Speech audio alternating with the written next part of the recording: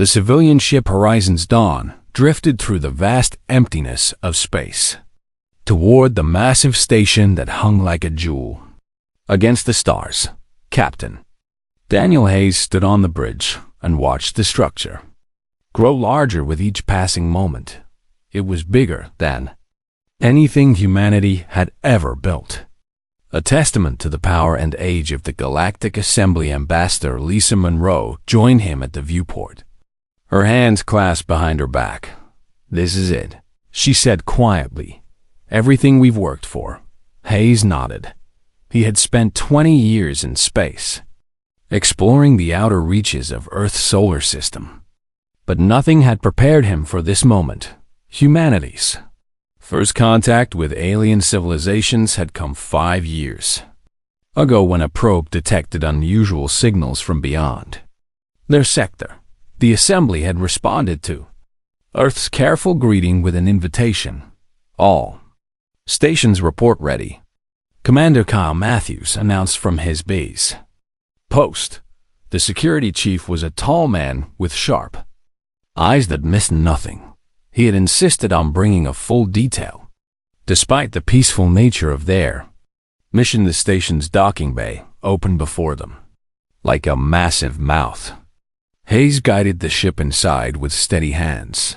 They had practiced this approach 100 times in simulation. But the real thing felt different, heavier somehow when the Horizon's Dawn settled onto the landing pad. The crew could see dozens of alien species moving about the bay. Some walked on 2 legs, like humans, while others floated or skittered on multiple limbs. The diversity was staggering. "Remember," Monroe said as they prepared to disembark, "we represent all of Earth. Be respectful, be humble, and follow my lead." The airlock opened with a hiss. Hayes stepped out first, followed by Monroe and Matthews. A delegation of aliens waited for them at the base of the ramp. The leader was a tall reptilian creature with scales that shimmered in shades of green and gold. His eyes were large and intelligent. "Welcome," the alien said in perfect English. A translation device attached to his throat converted his natural speech. "I am Counselor Vexter, Speaker of the Galactic Assembly. We are honored to meet the people of Earth." Monroe stepped forward and bowed slightly. "The honor is ours, Counselor. Humanity is grateful for this opportunity." Vexter led them through corridors that seemed to stretch forever. The station was a maze of passages and chambers, each more impressive than the last. They passed beings of every imaginable shape and size. Some stopped to stare at the humans with curious eyes, while others barely glanced their way. The assembly chamber was enormous. 12 seats arranged in a circle, each occupied by a representative of the elder species. The humans were shown to a platform in the center where all could see them. "The people of Earth seek membership in our community," Vexter announced to the gathered counselors. "They come bearing gifts and seeking knowledge, as is our custom. We must evaluate their worthiness." What followed were hours of questions. The assembly wanted to know everything about humanity, their history, their technology, their culture and values. Monroe answered each question with care, presenting Earth as a young species eager to learn from their elders. Hayes noticed something during the questioning. The counselors seemed particularly interested in Earth's military history. They asked detailed questions about wars and conflicts, about weapons and strategies. Monroe downplayed these aspects, emphasizing instead humanity's artistic and scientific achievements. Matthews noticed it too. The security chief leaned close to Hayes during a break. "There are too many armed guards here," he whispered. "For a peaceful assembly, they sure have a lot of firepower." Hayes had seen it as well. Every entrance was monitored, every corridor patrolled. The assembly claimed to be a union of peace-loving species, but they maintained security like a military fortress. The evaluation continued for 3 days. The humans were tested on their knowledge, their ethics, their technology. They passed every challenge. On the 3rd day, Vexter announced the assembly's decision. The people of Earth have proven themselves worthy, he declared. We welcome humanity into the galactic community. We offer trade agreements, medical technology, and navigation charts to help you explore your region of space. Monroe smiled with relief. We accept with gratitude. There is one condition, Vexter added. His voice was smooth as silk. For the safety of all species, new members must remain within their assigned sector for 50 years. This allows time for proper integration and prevents conflicts. Do you agree to these terms? Monroe glanced at Hayes. They had expected some restrictions, but 50 years seemed excessive. Still, Earth had no choice. Rejecting the terms would mean isolation. We agree. Monroe said the signing ceremony was elaborate. Documents were prepared in multiple languages, each page stamped with the seals of all 12 council members. Earth was officially part of the Galactic Assembly. That night, the humans celebrated in their quarters. Aboard the Horizon's Dawn, they had done it. They had secured Earth's future among the stars, but Hayes couldn't shake his unease. Something about the assembly felt wrong. Their generosity seemed almost patronizing, like adults humoring a child, and those questions about Earth's military capabilities bothered him. Matthews shared his concerns. I've been monitoring their communications, the security chief admitted. Most of it's encrypted, but I caught fragments. They're tracking our technology level, cataloging our capabilities. Why would they need that information if we're just trading partners? Maybe it's standard procedure, Hayes suggested, though he didn't believe it himself. Maybe. Matthews agreed. Or maybe they want to make sure we don't become a threat. The next morning, the Horizon's Dawn prepared to depart. The entire crew assembled on the bridge for the journey home. Vexter himself came to see them off, offering final words of friendship and cooperation. The Assembly looks forward to a long and peaceful relationship with Earth, he said. May your people prosper within your sector. The ship pulled away from the station and turned toward home. Earth was 3 weeks away at maximum speed. Monroe sat in the captain's chair, reviewing the agreements they had signed. The Assembly had promised so much, yet given so little concrete detail. Hayes took the ship out of the station's gravity well and engaged the faster-than-light drive as they jumped to hyperspace.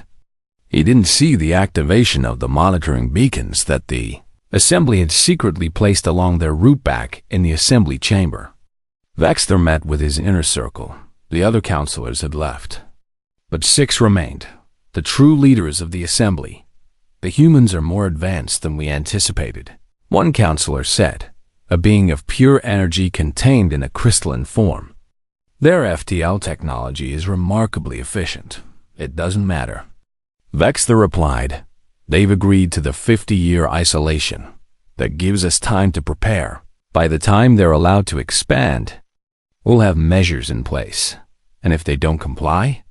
Another Asket Vestar's smile showed rows of sharp teeth. Then we deal with them as we've dealt with others who grew too ambitious. The beacons are active. If humanity steps out of line, we'll know and we'll act. The counselors nodded in agreement. The system had worked for millennia. New species were welcomed, evaluated, and contained. Those who showed too much promise were quietly eliminated before they could challenge the Assembly's power. The humans will be manageable, Vexter said with confidence. They lack the wisdom that comes with age. Give them a few trinkets and kind words, and they'll stay in their little corner of space like good children. Across the vast distance of space, aboard the Horizon's Dawn, Daniel Hayes stared at the stars and wondered what humanity had really agreed to. Time would tell if peace with the Assembly was genuine or merely a beautiful lie. 20 years had passed since the Horizon's Dawn returned from its historic mission.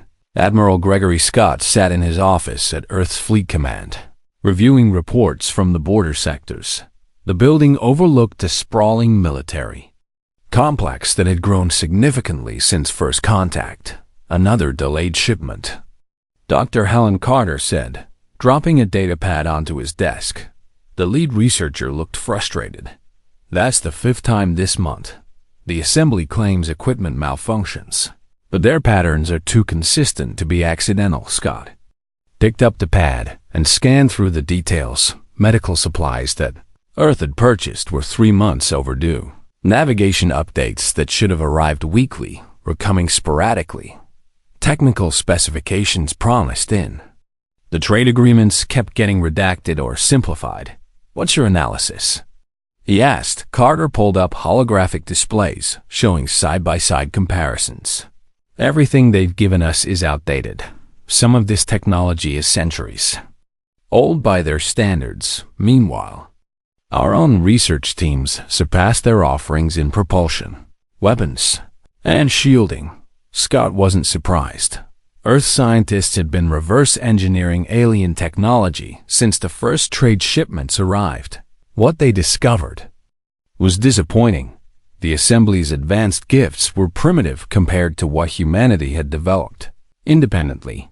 We've been played. Carter continued. They gave us just enough to keep us interested, but not enough to actually help us advance. It's like giving a university student elementary school textbooks. A knock on the door interrupted them. Commander Jake Sullivan entered, still wearing his flight suit. The young officer commanded one of the patrol vessels that monitored Earth's border. Sir, we've got a situation, Sullivan said. The Explorer went missing 6 hours ago. She was conducting a survey near the edge of our assigned sector. Scott stood immediately. Define missing. Complete loss of contact. Sullivan reported. 1 minute she was transmitting routine data. The next, nothing. No distress signal, no debris field. Just silence. Could be a malfunction, Carter suggested, though her tone said she didn't believe it. The Explorer was our newest science vessel. Sullivan countered. Her systems were triple redundant. I've requested permission to take my squadron and investigate. Scott considered the request carefully. Earth had honored the 50-year agreement faithfully. They hadn't ventured beyond their assigned zone, hadn't violated any assembly rules, but something was wrong. Ships didn't just vanish. Permission granted, Scott said, but stay within our borders. I don't want to give the assembly any excuse to claim we're breaking the agreement. Sullivan saluted and left. Scott turned back to Carter. Get me Maya Ford from intelligence. I want to know what the assembly is really up to. An hour later, Maya Ford arrived at Fleet Command. The intelligence analyst was young but brilliant, specializing in communications interception. She had been monitoring assembly transmissions for the past 5 years. I've been waiting for this conversation, Ford said as she activated her secure data drive. You need to see what I've found.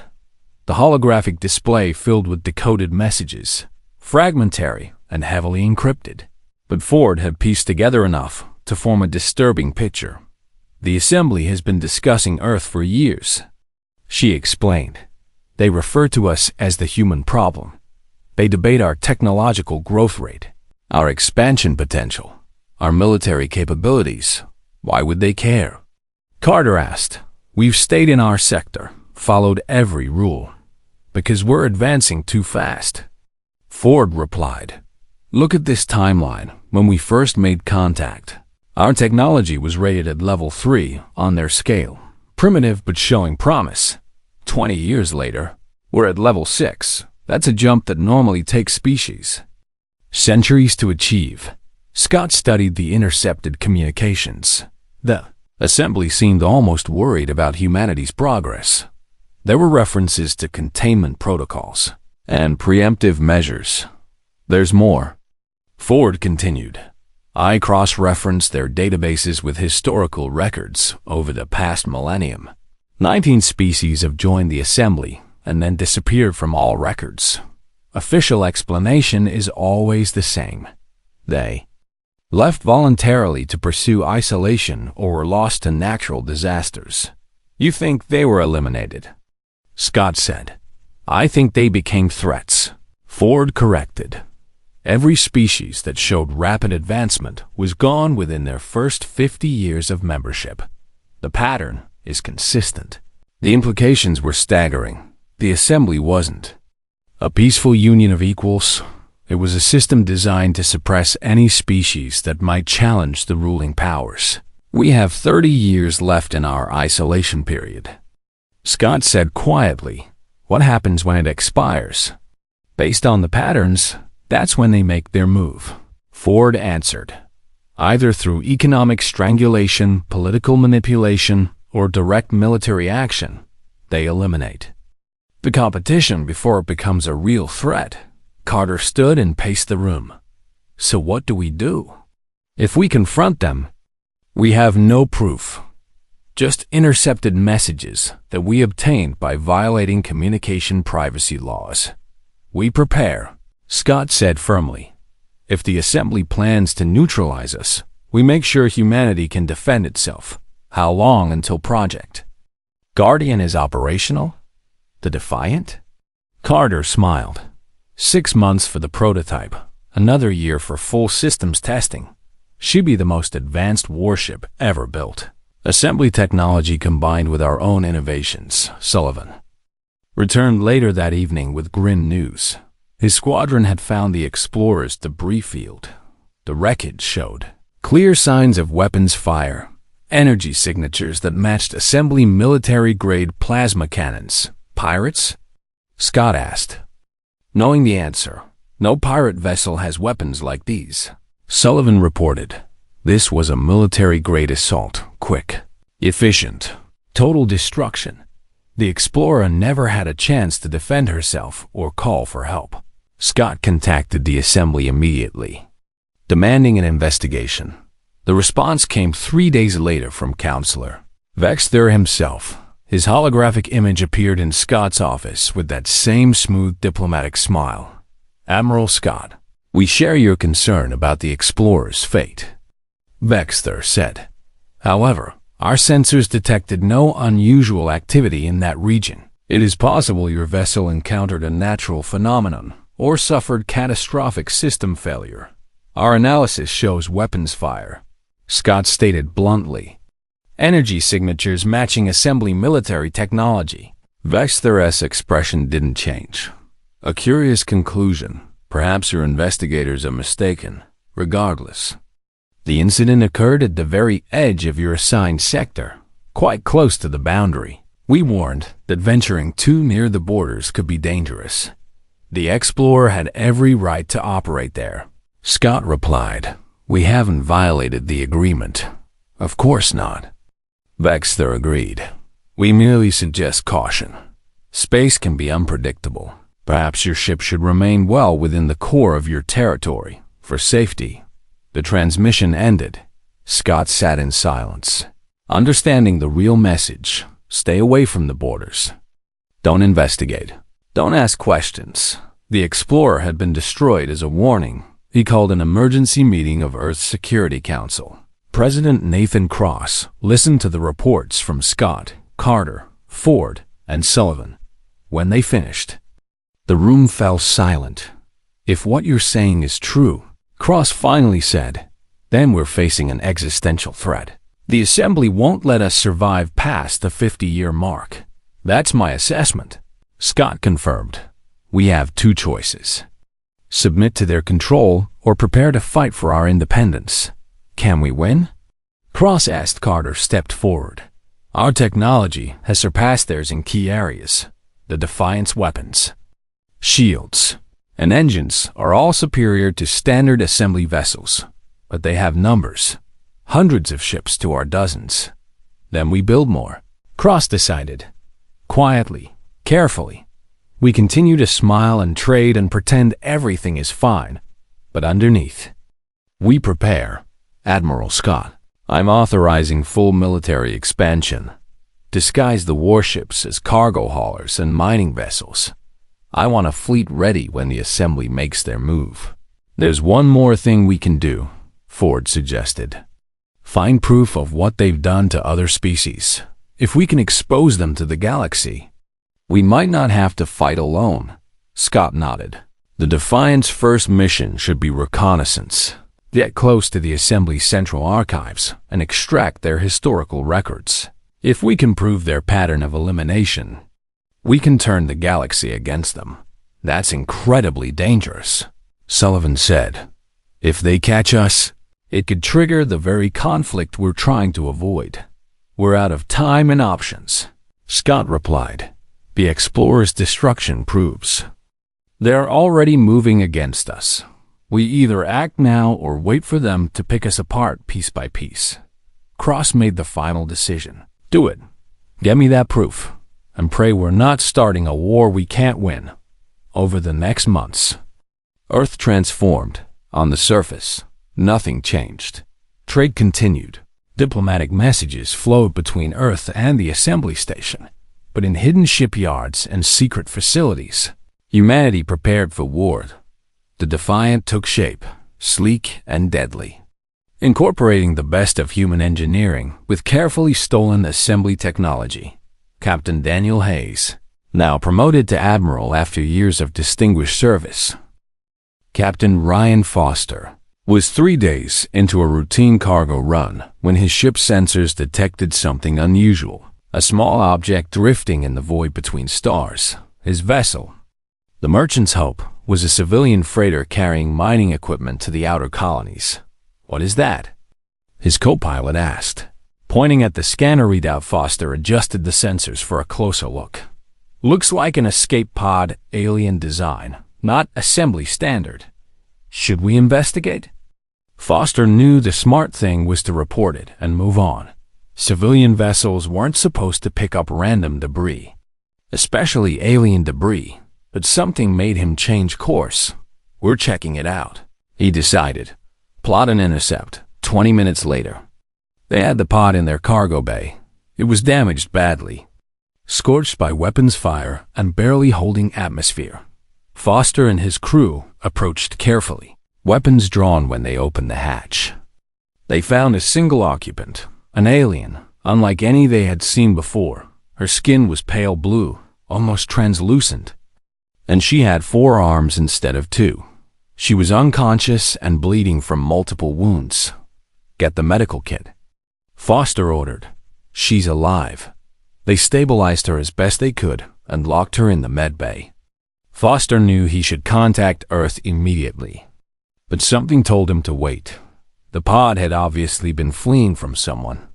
Bringing attention to his ship might put everyone at risk. The alien woke 6 hours later. She screamed when she saw humans. Pressing herself against the far wall, Foster raised his hands peacefully. We're not going to hurt you, he said slowly. We found you drifting. You were injured. The alien stared at him with large, dark eyes. Then she touched a device on her wrist and spoke. You are human? Yes, Foster confirmed. I'm Captain Ryan Foster. This is my ship. What's your name? Sharon, she whispered.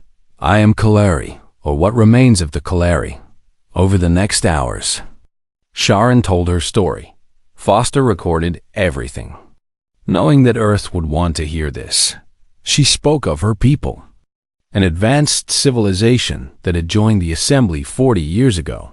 We were happy at first, Sharon explained.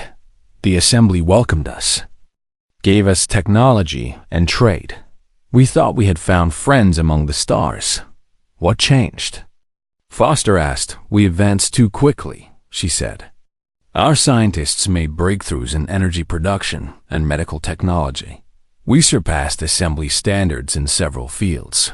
The counselors began to worry. About what?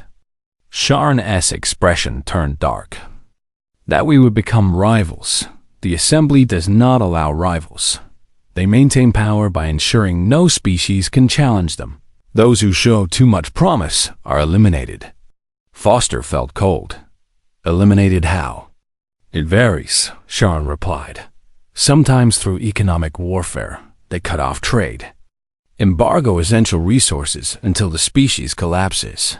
Sometimes through political manipulation, they turn member species against each other, creating conflicts that weaken everyone. And sometimes, her voice broke, Sometimes they use direct force. Your people? 3 years ago, the Assembly declared the Kalari a threat to galactic stability. Sharn said.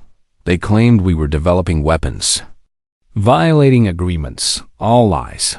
They sent their fleet to our homeworld and demanded our surrender. What did you do? We refused, Sharn answered with pride. We were a peaceful people, but we would not submit to tyranny. The war lasted 6 months. The Assembly destroyed our shipyards, our cities, our civilization. Billions died. Foster struggled to process this. Where are your people now? Scattered, Sharn said quietly. Refugees fleeing across the galaxy. The Assembly hunts us still, ensuring we can never rebuild. I was part of a group trying to reach neutral space when our ship was attacked. The pod was my only escape. Why are you telling me this? Foster asked. Sharn looked at him intently. Because I have monitored Assembly communications. I know they are watching humanity. I know you are in the same position the Kalari once were. Young, advancing rapidly, showing promise. They will do to you what they did to us. Do you have proof? I worked in the Assembly's technical division, Sharn explained.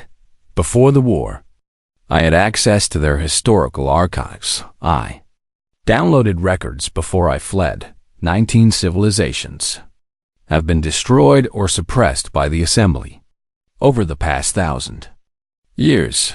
The Kalari are only the most recent. She produced a small data device from her clothing.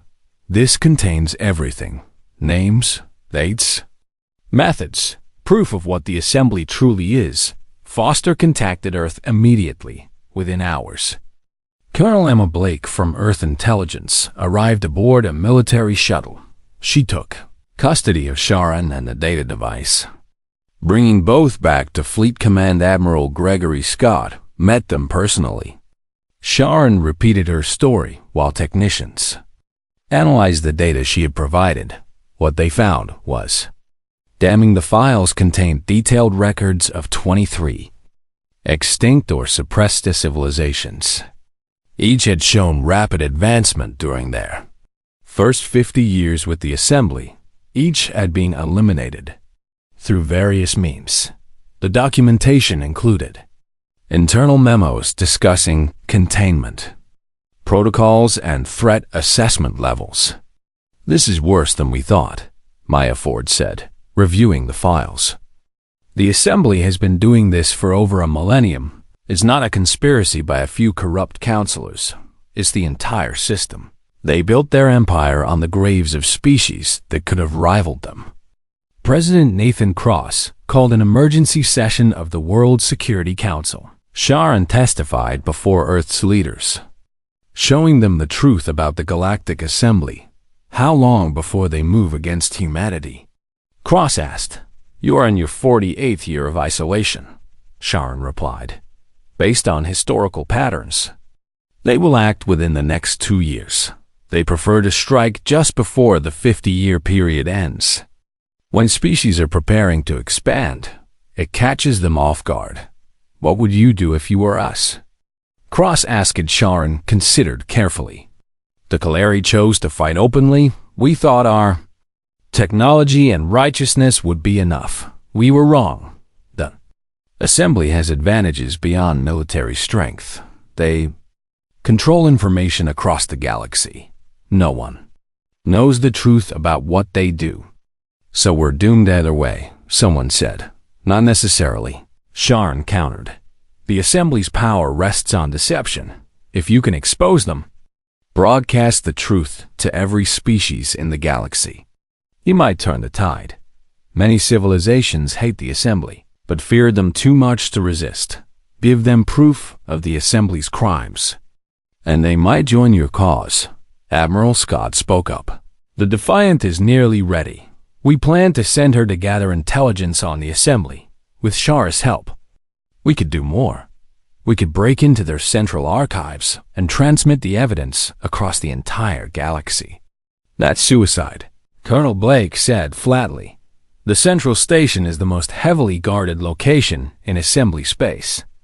It's also the only place where all the records are stored. Scott replied. Sharon had access to some files, but not everything. We need the complete archive to prove the full scope of their crimes. Sharon nodded slowly. I can help. I know the security systems. The access codes, much has probably changed. But I can get you inside. You would do this? Cross asked. After everything the assembly took from you? I would do this precisely because of what they took, Sharon said fiercely. My family died in the bombardment of our homeworld. Billions of Kaleri are refugees because the assembly couldn't tolerate our success. If I can help prevent the same fate for humanity, their deaths will have meaning. The decision was made. The Defiant would launch immediately. 2 weeks ahead of schedule, Admiral Daniel Hayes was briefed on the new mission parameters. He would take Sharon and a small strike team to the Assembly Central Station ambassador. Lisa Monroe insisted on joining the mission. I was there at the beginning, she said. I shook hands with Vexter and believed his lies. I need to be there when we expose him, Hayes tried to argue. But Monroe was adamant. Cross authorized her presence, and Hayes reluctantly agreed. The Defiant prepared to depart. The crew numbered just 60 personnel, carefully selected for their skills and loyalty. They knew the mission might be one way, but none hesitated on the day of launch. Hayes stood on the bridge and addressed his crew. We're about to cross into forbidden space and challenge the most powerful empire in the galaxy. What we do in the next weeks will determine humanity's future. We either expose the assemblies, crimes, and rally the galaxy against them, or we die trying. Either way, we make sure they know humanity will not submit. The crew responded with determination. They understood the stakes. Haran stood beside Monroe, watching Earth grow smaller as the Defiant accelerated. Your people remind me of the Kaleri before the war, she said quietly, full of hope and courage. I pray you have better fortune than we did. We have something you didn't, Monroe replied. We have proof. We know what's coming, and we won't make the mistake of fighting honorably against an enemy that has none. The Defiant jumped to hyperspace, disappearing from Earth's sensors back at Fleet Command. Maya Ford monitored the weapon platforms that the assembly had hidden around human space. They were still dormant, but her analysis showed they could activate with minimal warning. How long until the Defiant reaches the central station? Cross asked. 9 days at maximum speed, Ford replied. The Defiant cut through hyperspace at speeds that would have amazed the assembly's engineers. Lieutenant Chris Parker sat at the tactical station, monitoring their approach to assembly territory. The young officer had been a test pilot before joining the Defiant's crew, and he understood the ship's capabilities better than anyone, entering assembly sensor range in 3 minutes. He reported Admiral Daniel Hayes stood at the center of the bridge, hands clasped behind his back. All stations ready? Commander Sophie Grant, his executive officer, checked the status boards. Weapons charged, shields at maximum. Stealth systems engaged. We're as ready as we'll ever be. In engineering, Chief Laura Bennett watched her displays with satisfaction. The Defiant's revolutionary systems were performing beyond expectations. Human innovation, combined with carefully adapted alien technology, had created something the assembly had never seen before: detection. Parker announced suddenly, 3 assembly cruisers adjusting course to intercept. They're transmitting on standard diplomatic channels. Let's hear it, Hayes ordered. The transmission crackled through the bridge speakers. Unidentified human vessel. This is Assembly Cruiser Division 7. You have entered restricted space. Power down your engines and prepare to be escorted back to your assigned sector. Hayes nodded to the communications officer. No response. Maintain course and speed. Ambassador Lisa Monroe watched from her position near the rear of the bridge. She had wanted to be present for this moment. even though she knew it meant witnessing the end of any pretense of peace. "They're accelerating," Parker reported, moving to intercept, weapons powering up. "Ready countermeasures?" Hayes said calmly. "Do not fire unless fired upon. We're not here to start a war." The three assembly cruisers closed rapidly. They were older models, designed for patrol duties rather than serious combat. Their captains assumed they faced a single human ship. Primitive and easily overwhelmed, the lead cruiser fired a warning shot across the Defiance bow. Energy blasts designed to intimidate rather than destroy. "Return fire?" Parker asked, his finger hovering over the weapons control. "Not yet," Hayes replied. "Evasive maneuvers. Show them what she can do." The Defiance suddenly accelerated, pulling ahead of the cruisers at speeds they couldn't match. Then she turned, impossibly tight for a ship her size, and doubled back on her original course. The assembly vessels scrambled to adjust, but they were outmaneuvered before they knew what was happening. "They're trying to box us in," Grant observed. "Standard assembly tactics: surround and overwhelm." "Then let's teach them something new," Hayes said. "Lieutenant Parker, disable their engines. Minimal force." Parker grinned. He had been waiting for this. His fingers danced across the tactical display. The Defiance weapons were precision instruments, capable of targeting specific systems without destroying entire ships. The first cruiser took a hit to its engine core, not enough to breach the hull, but sufficient to knock out propulsion. The ship went dead in space, drifting harmlessly. The second cruiser suffered the same fate moments later. The third cruiser's captain realized he was facing something far beyond a primitive human vessel. He transmitted an emergency signal to Assembly Command and attempted to flee. "Don't let him escape." Hayes ordered Bennett and engineering pushed the Defiance systems to their limits. The ship surged forward, overtaking the fleeing cruiser in seconds. Parker fired once more, and the third vessel joined its companions. Adrift and powerless, all three cruisers disabled, Parker reported. "No casualties, just lots of confused and angry assembly officers." Hayes opened a general broadcast to all three ships. "This is Admiral Daniel Hayes of the Earth. Vessel Defiant. We mean you no harm. We seek only truth. Your vessels will be fully operational within 6 hours when emergency power restores basic systems. We apologize for the inconvenience." Monroe smiled despite the tension, even in combat. Hayes maintained his courtesy. "Resume course," Hayes ordered. "Maximum speed to the central station. Back on Earth." Maya Ford intercepted the emergency transmission from the disabled cruisers. "They know about the Defiant now," she told Admiral Scott. "The assembly is going into full alert."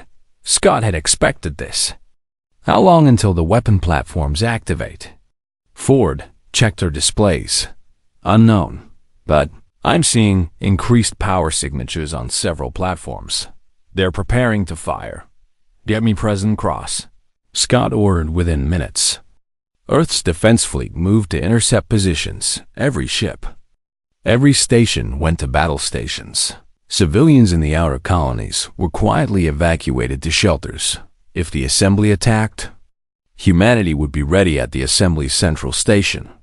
Councillor Vexter convened an emergency session. The news of 3 cruisers disabled by a single human ship had sent shockwaves through the council. How is this possible?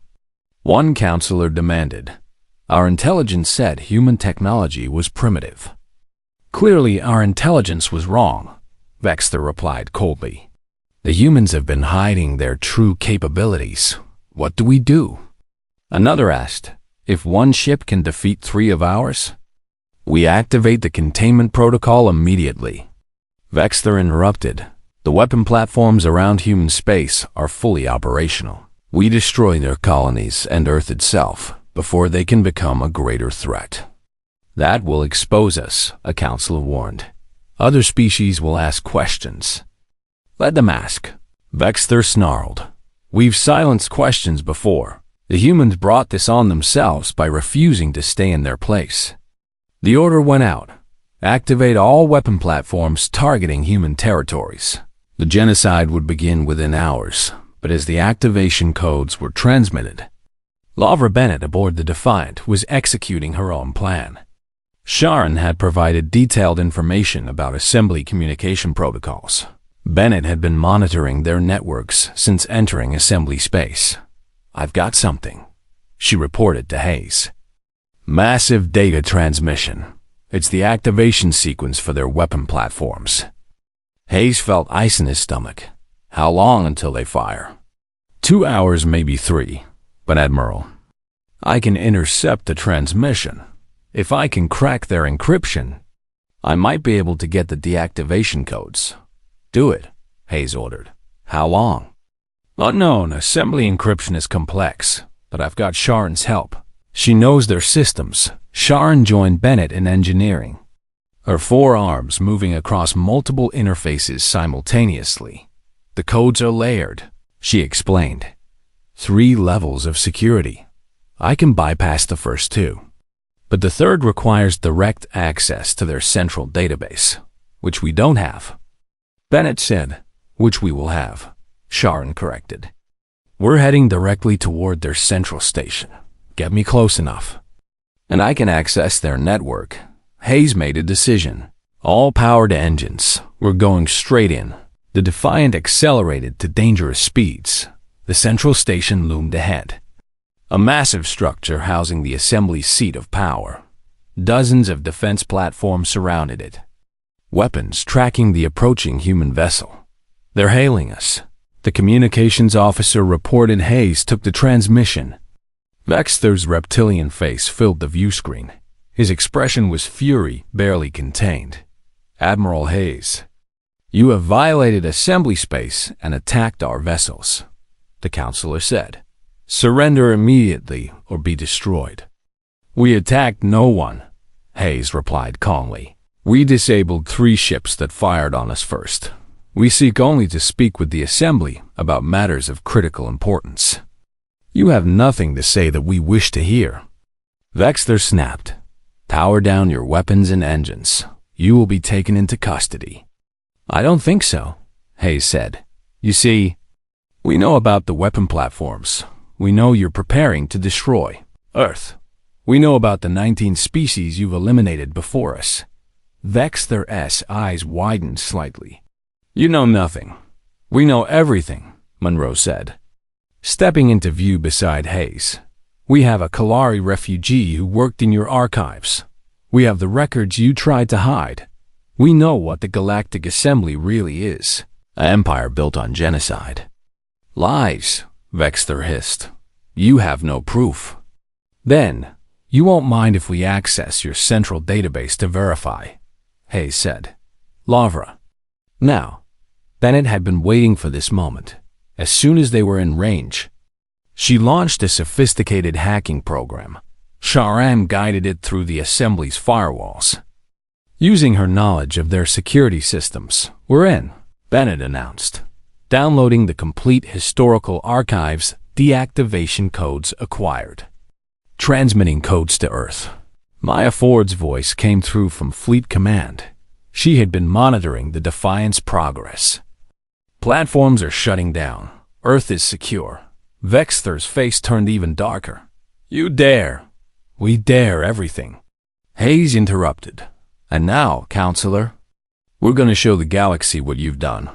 Lieutenant Parker, open a broadcast on all frequencies, every species, every ship, every station and assembly space. Parker worked his controls.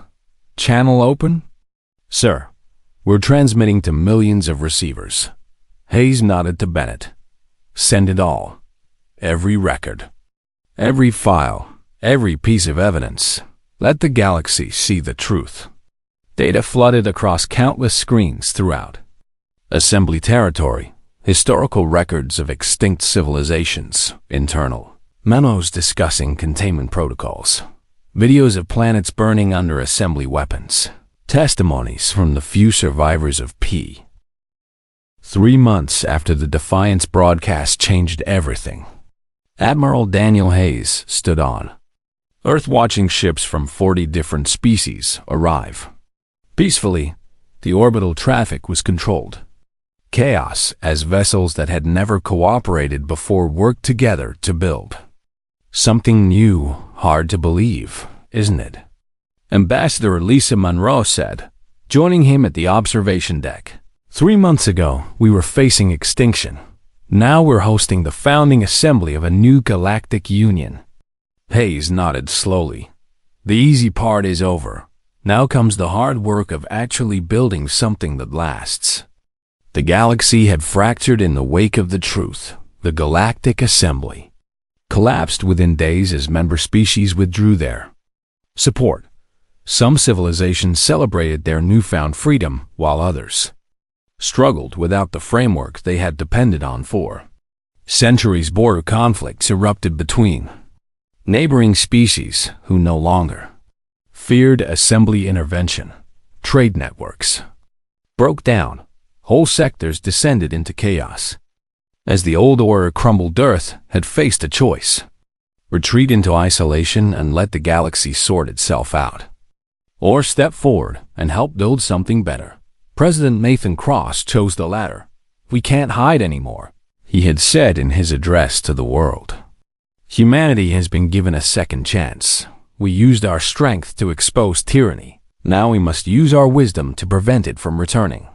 The proposal was simple: create a free galactic union based on actual equality rather than suppression. Membership would be voluntary, decisions made democratically, with safeguards to prevent any single species from dominating the others. Monroe had led the diplomatic efforts. Traveling to dozens of worlds, many species were skeptical. They remembered humanity's violent history, questioned whether humans could be trusted with influence, but Monroe had powerful allies. Sharon spoke for the Kalari refugees, vouching for humanity's integrity. Captain Ryan Foster, whose civilian status made him less threatening than military officers, became an unofficial ambassador, using his merchant connections to build trust. The Free Galactic Union isn't about Earth ruling anyone, Foster would explain during his visits. It's about making sure no one can rule anyone ever again. We're offering a framework for cooperation, not control. Slowly, carefully, support grew. 57 species agreed to attend the founding assembly. Not all were convinced, but they were willing to listen. The gathering took place on a neutral ground, a space station jointly constructed by multiple species. The symbolism was important. No single world could claim to host the Union. Hayes attended as Earth's military representative. Though he preferred to stay in the background, Monroe was the face of human diplomacy, and she handled it with grace. The first week was devoted to establishing basic rules. Every species got one vote regardless of size or power. No member could maintain weapons, platforms in another's territory. Trade agreements must be fair and transparent. Disputes would be resolved through negotiation, not force.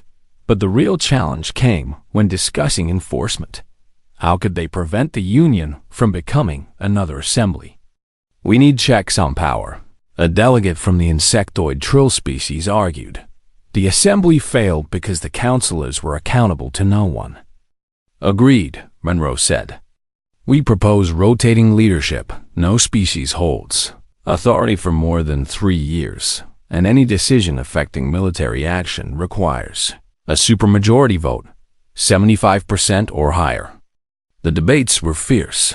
Some species wanted stronger central authority, while others feared any authority at all. Compromise came slowly meanwhile. The assembly remnants weren't sitting idle. Councillor Vexter had retreated to a fortified sector with ships still loyal to the old order. He broadcasted messages calling for a return to proper leadership and denouncing the Union as human imperialism. They're trying to reclaim legitimacy. Maya Ford reported from Earth Intelligence. Vexter is painting himself as a defender of stability against chaos. How many ships does he control? Admiral Gregory Scott asked. 23 major warships and perhaps 60 smaller vessels. Ford replied. Not enough to threaten the Union directly, but enough to cause serious damage if they attack strategically. What's their target? President Cross asked. Ford pulled up tactical displays. Unknown, but they're positioning near Earth's trade routes. My assessment is they want to strike humanity as revenge for destroying the assembly. Cross turned to Scott. Can we defend against an attack of that size? Yes, Scott confirmed. Our fleet has been reinforced with allied vessels, but defending isn't the same as preventing. If they attack civilian targets, people will die before we can respond. Then, we don't give them the chance, Hayes said firmly. The Defiant stopped them once. She can do it again. The decision was made. Hayes and the Defiant would lead a task force to confront Vexter before he could launch his attack. But this time they wouldn't go alone. 12 species volunteered. Ships to join the mission. It was a strange fleet. Vessels from different worlds, different designs, different technologies, united by a common purpose. They found Vexter's forces gathered near an asteroid field, preparing for their assault. The former counselor had expected Earth to be a lone, easy prey for his revenge instead. He faced a coalition, his former subjects standing together against him. This is Admiral Hayes of the Free Galactic Union. Hayes transmitted. Counselor Vexter, you and your followers are wanted for crimes against sentient life. Surrender peacefully and you will receive a fair trial. Vexter's response was predictable. The galaxy belongs to those strong enough to rule it. You've replaced order with chaos. When your precious union falls apart, civilizations will beg for the assembly's return. Then let history judge which system serves people better. Hayes replied, but your time is over. Stand down. Never. Vexter snarled. All ships. Attack formation. Destroy them all. The battle that followed was brief, but intense. Vexter's forces fought with desperation, knowing defeat meant the end of everything they believed in. But the Union fleet had superior coordination. Ships that had once been enemies now worked seamlessly together. The Defiant led the charge, her advanced systems proving decisive. Lieutenant Chris Parker's tactical skills combined with Laura Bennett's engineering genius made the ship nearly unstoppable within hours. The assembly remnant fleet was shattered. Most surrendered when they realized the fight was hopeless. Vexter's flagship tried to escape, but was disabled by coordinated fire from 4 different species. The former counselor was captured alive. Hayes ordered him brought aboard the Defiant in restraints. The reptilian looked diminished without his power. Just another war criminal facing justice. You've won nothing, Vexter hissed. The galaxy needs structure, needs control. Your union will collapse into infighting and chaos. Maybe. Hayes acknowledged free societies are messy and complicated, but at least they're free, and I'd rather have messy freedom than orderly oppression. Vexter was transferred to a secure facility where representatives from 23 species gathered. Evidence against him. The trial would be historic.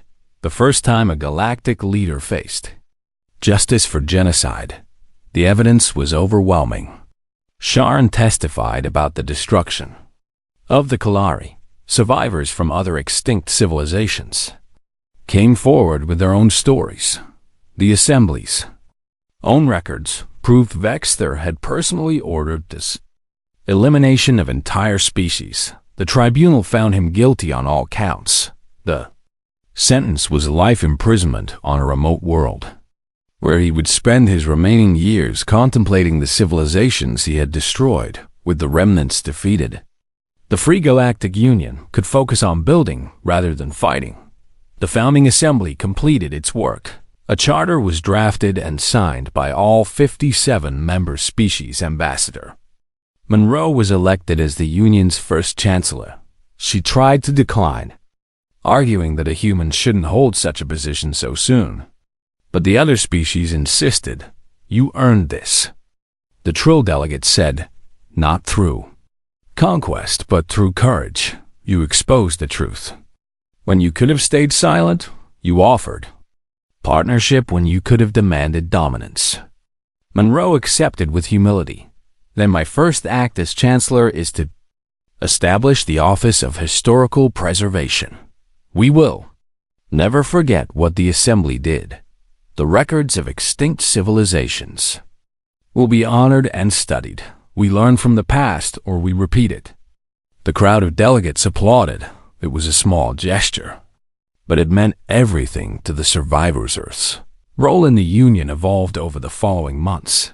The Defiant became a museum ship, a reminder of how the old order fell. Hayes retired from military service, choosing to write about humanity's journey among the stars. "What will you say about all this?" Monroe asked him during a quiet dinner one evening. Hayes considered carefully. "That first contact began in peace. But peace built on lies cannot last. That we were nearly destroyed for refusing to accept our place. But we survived by speaking truth and building something better. Do you think it will last?" Monroe asked, "The Union, I mean, can so many different species really cooperate?" "I don't know," Hayes admitted. "But I know we have to try. The alternative is going back to the Assembly's way. Suppression and control, and the elimination of anyone who shows promise. I'd rather risk failure trying to build something good than